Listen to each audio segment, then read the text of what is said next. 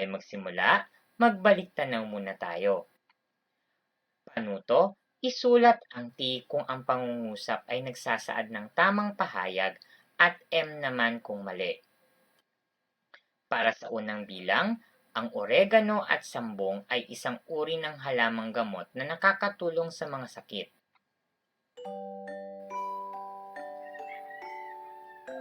Ang tamang sagot ay E. Tama. Ikalawa, ang nara at akasya ang uri ng punong kahoy na ginagamit sa paggawa ng mesa at upuan.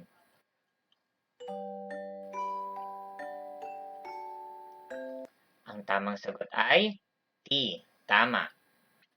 Pangatlo, ang dahon ng sibuyas at bawang ay ginagamit sa paggawa ng mga kasuotan.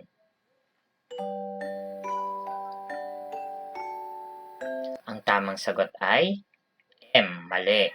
Pang-apat, ang prutas at gulay ay mga bagay na nagsisilbing pagkain sa mga tao na nagbibigay ng iba't ibang bitamina.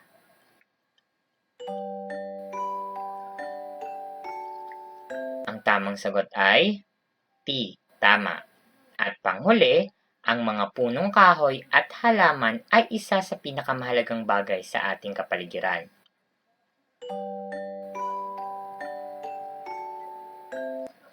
Ang tamang sagot ay T. Tama. Dumako na tayo sa ating talakayan.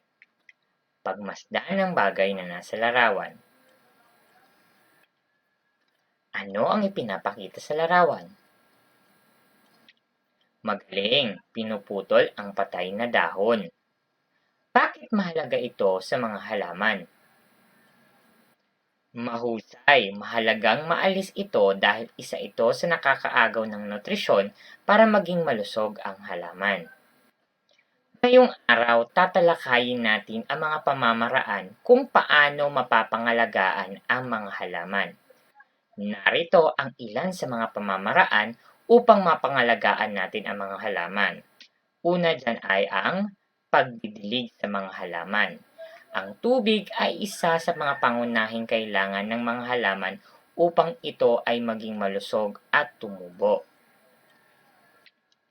Pangalawa, lagyan ng bakod o suporta ang mga halaman sa nakatatanim pa lamang.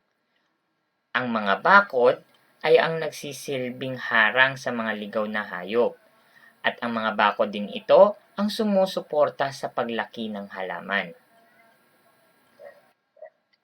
Pangatlo, pagbubungkal ng lupa sa palibot ng halaman. Ang pagbubungkal ng lupa sa paligid ng halaman ay nakakatulong upang makahinga ang mga ugat nito sa ilalim ng lupa. Sunod ay ang paglilipat ng ibang tumutubong halaman sa ibang lugar upang hindi ito magsiksikan. Nakakatulong ang paglilipat ng ibang halaman sa ibang lugar upang makahinga ng maayos ang ugat nito sa ilalim ng lupa at lumaki ito ng malusog.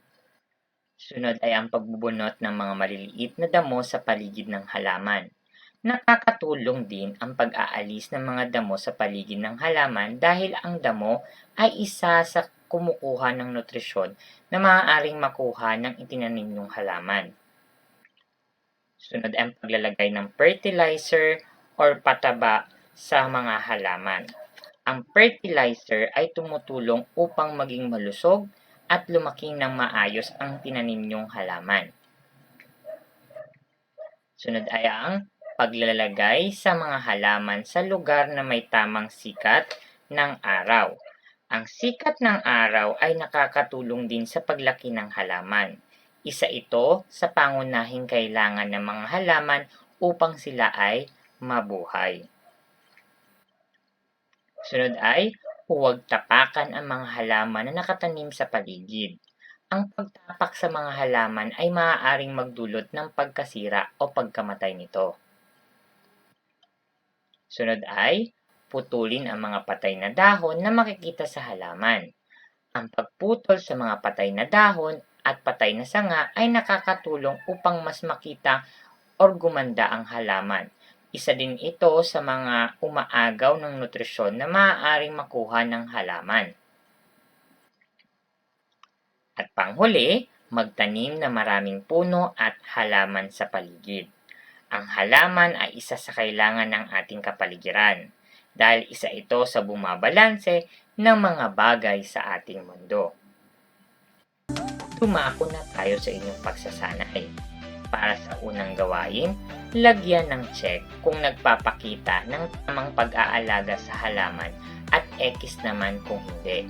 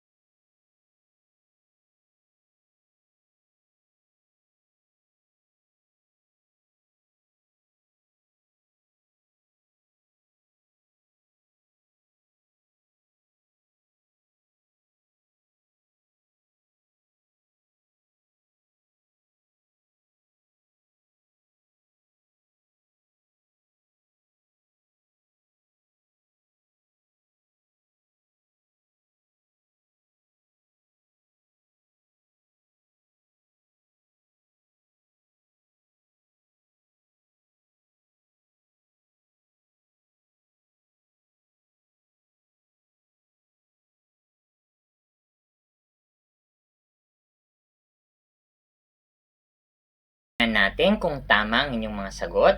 Para sa unang larawan, ito ay check, mahusay. Pangalawang larawan, ito ay check.